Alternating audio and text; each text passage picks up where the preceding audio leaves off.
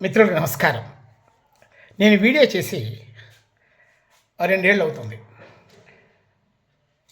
ఈ వీడియో చేయడానికి ప్రధాన కారణం ఈ రీసెంట్‌గా భీమవరంలో జరిగినటువంటి ఒక అమానుష్యమైనటువంటి సంఘటన. ఒక ఇంట్లో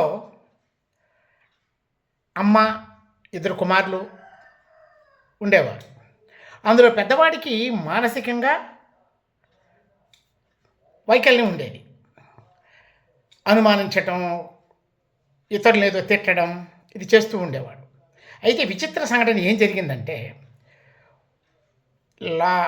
పోయిన నెలలో ఆ పెద్దవాడు తన తల్లిని, తన తమ్ముడిని కత్తి తీసుకొని పొడిచి చంపాడు. ఇద్దరిని 60 కత్తిపోట్లు పొడిచాడంటే అతని మానసిక స్థితి మనకు తెలుసు. కానీ ఇటువంటి సంఘటన జరగడానికి కారణం ఎవరని మనం భావిస్తాం? అది కాకుండా ఆ చంపిన తరువాత ఆ అబ్బాయి చెప్పినటువంటి మాటలు వింటే నిజంగా మనం తలవంచవలసి వస్తుంది. ఏమన్నాడంటే, మా అమ్మ, మా తమ్ముడు మనుషులు కారు, దెయ్యాలని. వాళ్ళు దెయ్యాలు. నేను మనసులో ఏమనుకుంటున్నానో వాళ్ళిద్దరు చెప్పేశారు ముందే. నేను ఏం మనసులో అనుకుంటే వాళ్ళు చెప్పేస్తున్నారు. వాళ్ళు నిజంగా దెయ్యాలు, అందుకే నేను వాళ్ళు చంపాను.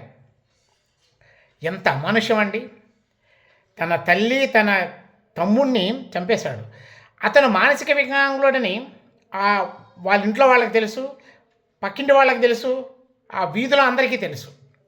అలాంటప్పుడు అతన్ని మొత్తం మంది ఇచ్చి హైదరాబాద్లో ఎర్రగడ్డకో, వైజాగ్లో మెంటల్ హాస్పిటల్కో చేర్చుంటే ఆ చర్య జరుగుండేది కాదు. ఈ అమానుషమైనటువంటి సంఘటన 2 నిండు ప్రాణాలు బలిగొన్నాడు. ఎవరంటారు దీనికి కారణం? సమాజంలో ఎవడి జీవితం వాడిదే, ఇతరుల జీవితం నాకేం పని అని పట్టించుకోకపోవడం మెయిన్ కారణం. ఎవరికి వారే యమునా తీరే, మన పక్కింట్లో ఏం జరిగినా, తప్పు జరిగినా మనకు సంబంధం లేదు అనేటువంటి ఆ యొక్క బేలతనమే మనం ఈనాటి పరిస్థితికి కారణం. ఆ వీధిలో ఎవరో ఒకరు నిశ్చయాలు తీసుకొని మంచి సలహా ఇచ్చి అతన్ని మెంటల్ హాస్పిటల్లో వేసుంటే ఆ నిండు ప్రాణాలు బతికుండేవి. కానీ నేటి రోజులు ఎలా ఉన్నాయి అనడానికి చాలా దౌర్భాగ్యమైనటువంటి స్థితిలో మనం ఉన్నాం.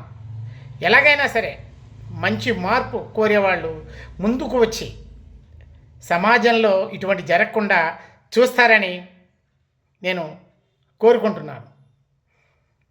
అందరికీ నమస్కారం.